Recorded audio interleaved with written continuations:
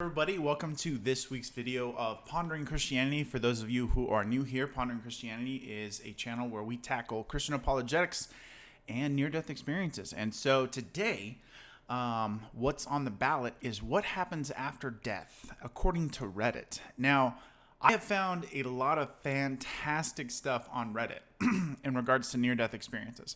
Some of it's informative, some of it is hilarious. Some of it is just straight up ridiculous. So I'm probably going to make a couple of these, to be honest with you guys, because there's just so much fun content, so much fun stuff to just check out, so many different conversations happening on Reddit that really it's worthy of many videos. And so hopefully this will be the first of many installments within the What Happens After Death on Reddit series, because it's just really interesting. So that being said, let's hop on in. Let's get to it. All right, so here's the first one. It comes from Never Forever. Now the thing is like this guy had a great comment, but it just didn't have a whole lot of like counter follow-up comments to it. So I was a little sad by that because I thought the guy had a really interesting thing to say. But he said, "My friend is a fellow X-ray engineer who died in the cath lab where he worked from factor 5 clotting." Factor 5 clotting, yeah. He was dead for 30 minutes at home and 42 minutes on the C-arm while they cleared the clots. They never gave up on him because he fixes that C-arm and was the lead engineer for their image quality. He says he got sent back for his wife. He was an atheist at the time, so this guy's referring to the fact that he was an atheist when he had this experience. This is what he said about material possessions. First, he said, "You think this is reality, don't you?" I'm like, "It feels pretty real to me, bro." He points up to the ceiling of the break room. Now that is reality. This is the dream. He then went on to say how difficult it was for him to assimilate back here, and it took him 3 years to settle in because it's all love and pain and free and knowledge on the other side, and here we are, animals trapped in a physical body doing animal things, answering to our needs, our fears, our ego. He said, "I don't care about how I look, what you think of me. I don't care about my house, my car, money, all my stuff. I don't care about them. They are of the earth." I said, "Of course you don't care about your house, your stuff. You are a senior engineer. Your house is paid off. You're about to retire in 2 years. Your kids are all grown and successful. You're on the back nine, man." He said, "You dummy. Haven't you heard a thing I told you?" He got mad. "Can you take your car, your house, all your stuff? Can you shove them up your beep and take them to the other side with you?" I hope you guys liked my beep there. I laughed. "No, I suppose not. That's pretty good. Did they teach you that?" "No," he said. I thought that one up myself." He said, he winked. He said, I'm just reading the post as it is, all right? He said, "This side is almost a joke when you look at it from the other side, and you're going to laugh at how serious you took it and yourself. Your big career plans, the things you did to get laid, the beep you did as a human every day." He said he learned in the black void with billions of orbs sharing their knowledge with him. Everything you do affects the entire planet, even your thoughts. They are more powerful than you give them credit. He said everything you do has an effect on the planet and every living thing here, and you have free will to bring the whole planet up or the whole planet down. He said it's a butterfly effect. Butterfly flaps its wings in China, causes a thunderstorm in North America. He said that's you and your actions. I think you could pick something that gives back, brings the world up. Pick something that you can make something off to live, of course, but don't get caught up in the trappings of the earth. I see physical therapists seem to be the happiest in the medical field I have worked with. I see money-hungry vascular surgeons who want my equipment up and running ASAP. I see special needs teachers and TAs who I don't think they are from Earth. They exist at higher levels than us. They do stuff in and day out that deeply affect people's lives, making a difference in a most loving way. And they are the happiest people I have ever met. I swear I've seen special needs teachers who are not from Earth. They exist at a higher level that you cannot put your finger on. I'm sure they are from Earth, but they seem to have evolved past all the dumb stuff here. I wish you well. I know you'll do well. It might be hard. You might not be healthy. You might go broke. My friend said this is a dream. What we think is real here, the other side is reality. Okay, so Never Forever is telling the story of someone in his workplace, a senior engineer apparently, that had a near-death experience and was an atheist when this happened.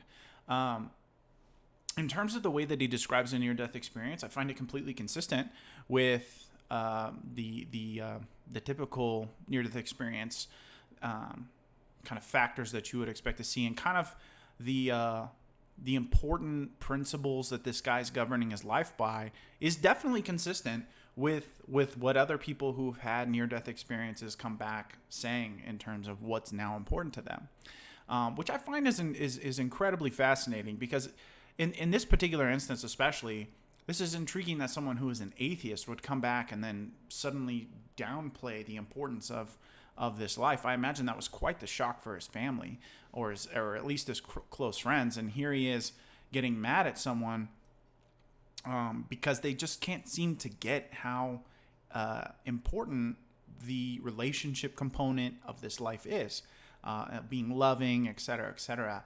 And so I found this comment just completely fascinating for the reason that this guy is he's kind of funny. He's being really candid about the fact that, like, can you shove him up your butt? Can you take him with you?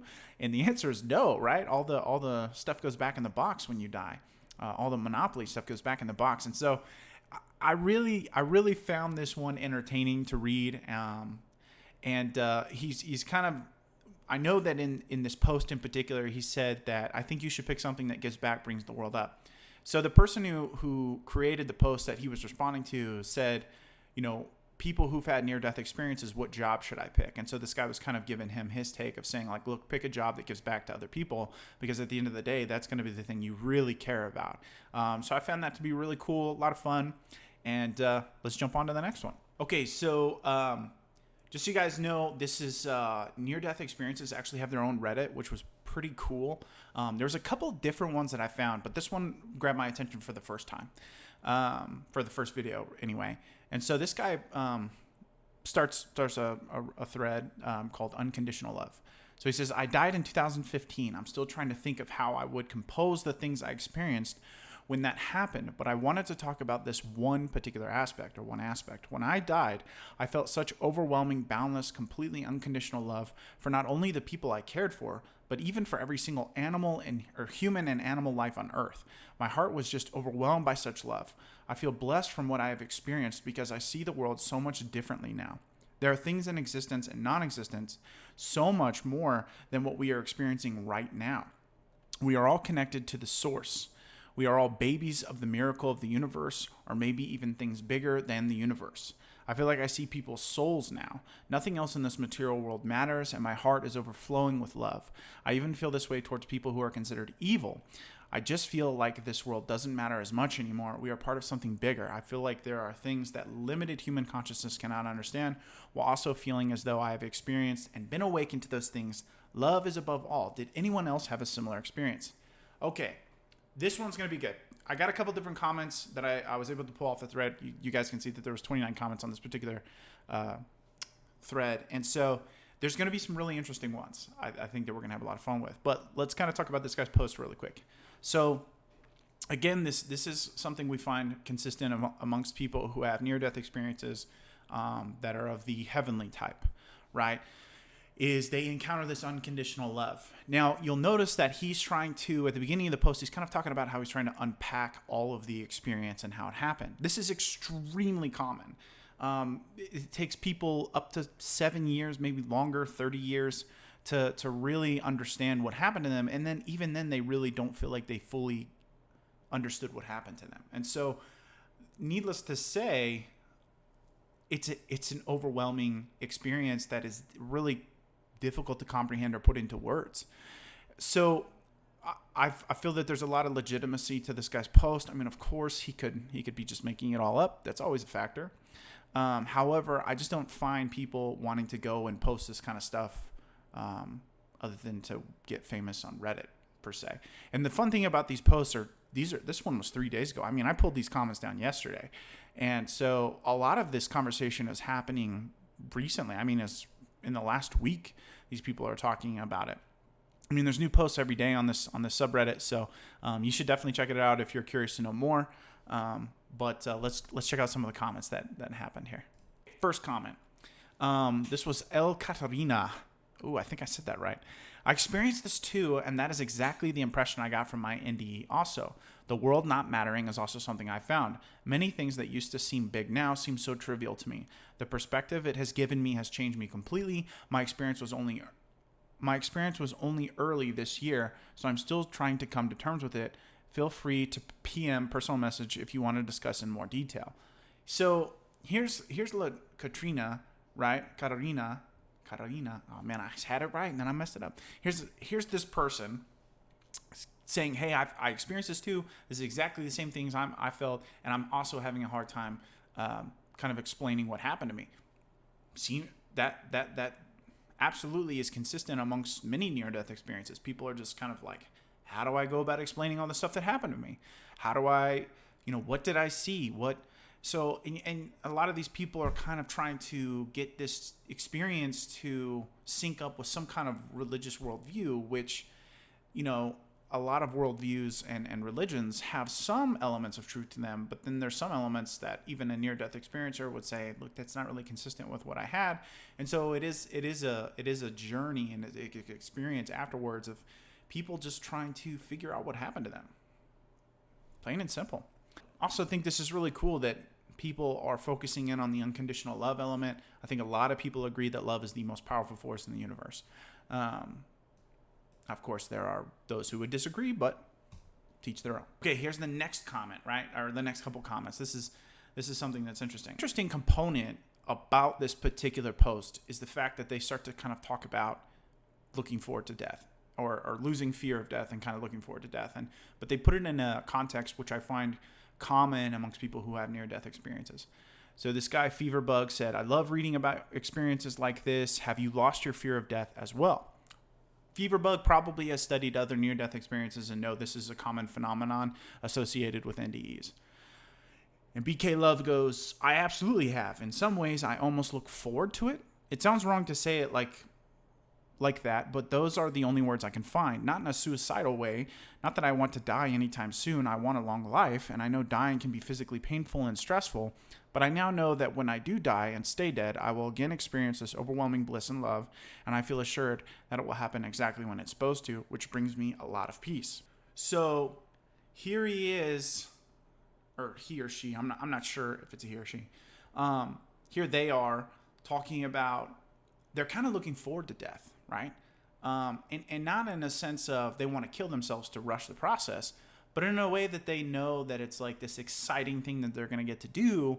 But however, they know that this life is still of great importance based off of the experience they had. They know that the actions they have in this life will echo into eternity. So I find this really consistent. Again, I'm looking for consistency in these posts, right? Because I'm trying to identify what I think is potentially a real life experience, or someone had a real life near death experience, and I'm trying to identify, what kind of comments are they having? Also, what kind of response are they getting from Reddit? What kind of response are they getting from the people? To see these people kind of engaging with one another. In addition to the fact that he's saying not in a suicidal way. Not that I want to die anytime soon. I want a long life. I just know dying can be physically painful and stressful. So obviously he's not like wanting to die, but he knows that there's something beyond this that's a much greater experience than the one that we're currently going through. All right, on to the next one. I really liked this one because I think this is a pressing question in near-death experience community of why do some people who die have NDEs and others don't? This is something I've wondered for a few years and never got a straight answer. Statistically, it actually seems like only a small minority of people who survive death experience an NDE. 144 throwaway 144. I think that is an interesting thing to talk about. This is something I would like to get further into, of learning more about the numbers and how they shake out. But the reality is it's really difficult for us to have any kind of accurate metric to measure this, because it all revolves around people coming forward and telling us about their experiences. Some people never do. A lot of people never do. Most people think that everyone's going to think they're crazy, and so of course they're not going to come forward to talk about their experience.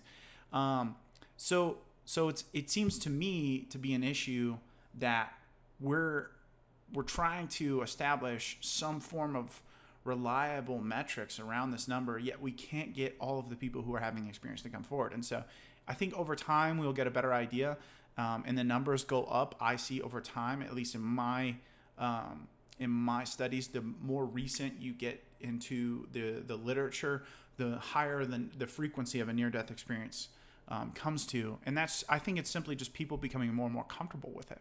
So anyway, let's jump into the comment section. Okay, so we have a couple different comments here, so I'm going to try to give you guys my perspective on each one and maybe provide a little bit of guidance, if you will. Okay, so first one, Trazer. He said, I'd like to think it's the same reason why some people remember their dreams and others don't. This is possible. It's possible. I don't necessarily agree that near-death experiences are on the same plane as dreams. However, I think maybe that's not what he's trying to say here. Maybe he's just trying to say, hey, I just think that people have experiences that they forget about and won't remember until it's brought back up, kind of like a deja vu type of thing. Maybe that's what he's trying to say. So possibly, I'm not really sure if there's any kind of physiological phenomenon that would cause people to forget near-death experiences, or maybe dreams for that matter. I just think it's kind of an incoherent experience at times for some people. And some people might be hallucinating within their near-death experiences. So, I mean, there's a lot of different theories you could throw around. So potentially he's on to something with that, potentially not. Okay, Yule K3 Jazz. I'm almost positive I mispronounced that. Anesthesia, perhaps, or maybe NDEs are a gift. Okay, so the anesthesia component, that would be a physiological theory. And what I mean by that is he's saying that perhaps the amount of anesthesia involved in someone's procedure would affect if they remembered the near-death experience. In a really, really roundabout way, you could potentially say that that is a valid theory. However, I'm going to disagree on the grounds that anesthesia has to affect the brain, not the mind, the brain specifically. And so if the brain is not intact and they're having an NDE, then the anesthesia isn't really a part of the formula, especially if the brain's turned off. For example, someone in a coma, they're not affected by anesthesia, or as far not in the sense that I think he's referring to. And then, or maybe NDEs are a gift, which is kind of fun for me because he's kind of taking a totally different route of explaining it and saying maybe NDEs are a gift. Very likely. If you do want to follow the worldview, the framework that NDEs are a gift, it's kind of like God is interacting with these people to provide them some form of revelation for them in particular, kind of like Jesus coming to a Muslim in a dream, something along those lines. So it's like kind of a special revelation, if you will. Excuse me. Not Everyone Needs One by Blue Inch Heels. Yeah, not everyone needs one. That could be very likely. I mean, maybe the NDEs are, and that kind of ties into the previous comment of maybe NDEs are a gift. Not everyone needs one. Rage Quitter 0204. One NDE account I read was about a guy that died, said he was told he wouldn't remember anything that had happened after he woke up. He begged, and it was decided he could keep the experience, and thus were able to read about his experience. It makes you wonder if there are rules and guidelines that prevent things unintended by mindset knowledge that is beyond our own. That's one of those more like, I'd say that's a further out there kind of theory. That's honestly really difficult because it's, from my studies so far, that's really anecdotal.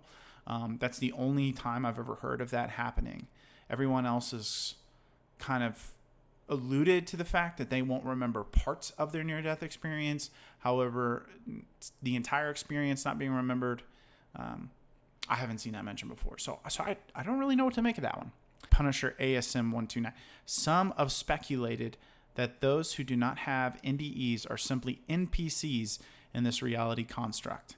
Okay, so this one I'm pretty excited about. Not for the reasons that I think it's real, but I do think it's a fun theory. It's kind of like a science fiction theory in a way. And let me explain. So if you're not familiar with an NPC, it's a non-player character. Okay, and this is along the lines of think of like the Matrix, right? Agent Smith and the other agents in the Matrix. You would count those as kind of like NPCs. They're not actually there wasn't a person, a soul on the outside Matrix world coming in, right? Those NPCs were trying to get out. if that kind of helps. NPCs are also just, any other character that's not a player in a game. Now, some have speculated that those who have NDEs are simply NPCs in this reality and construct. So this kind of aligns with the whole quantum, we'll call it the quantum theory, that there is that our brains are quantum computers, and that colors and sounds and all the things that you're seeing, your brain is kind of computing these things and creating reality. And so our souls are kind of placed inside of our bodies, and our bodies are built to interact with this reality, with this construct of what we believe to be a reality, right? Of, we have wind and love and et cetera, et cetera. Now you're experiencing all of those things, but your body's helping, your body and brain are helping specifically communicate that information back to your mind to tell you what's happening in this experience.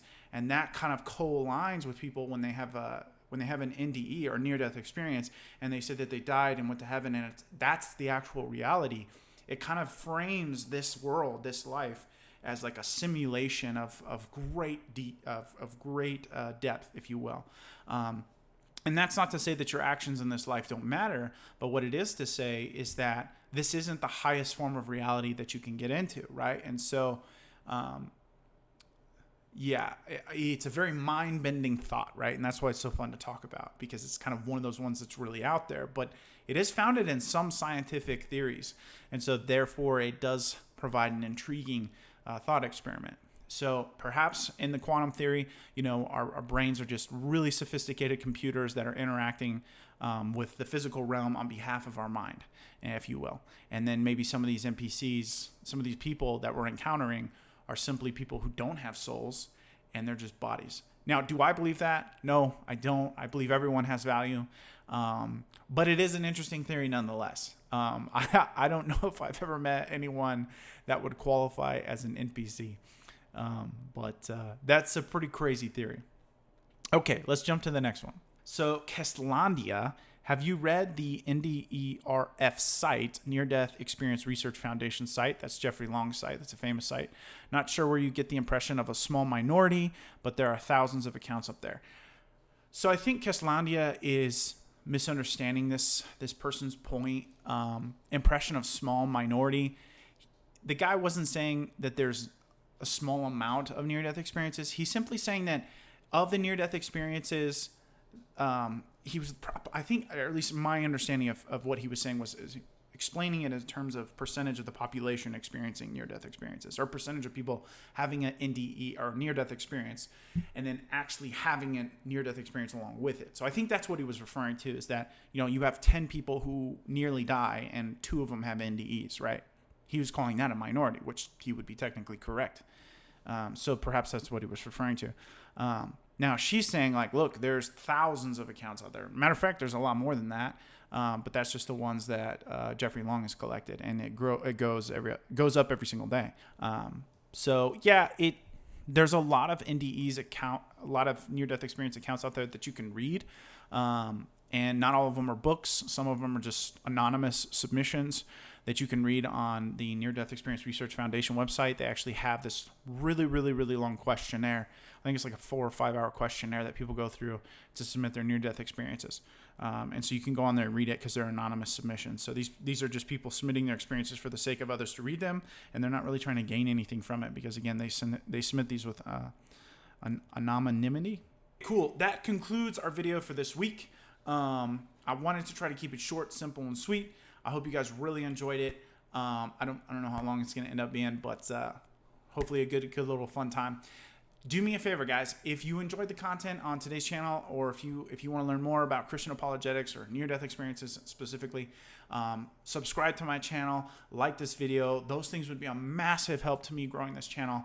And do me a favor, if you guys have particular topics that you would like me to kind of dive into, maybe make a whiteboard video for, or perhaps discuss in great detail on one of these videos, do me a favor, put them in the comment section below on any of my videos. I will do everything I can to find them, respond to you, and then also if I have a video made on it already, I will point you to that or make another video. So again, do me a favor, subscribe, like, help me grow this channel. This is awesome to be able to talk about this stuff and help you guys get your questions answered. So it's been a pleasure. God bless, and I'll talk to you guys next week. All right, see you then.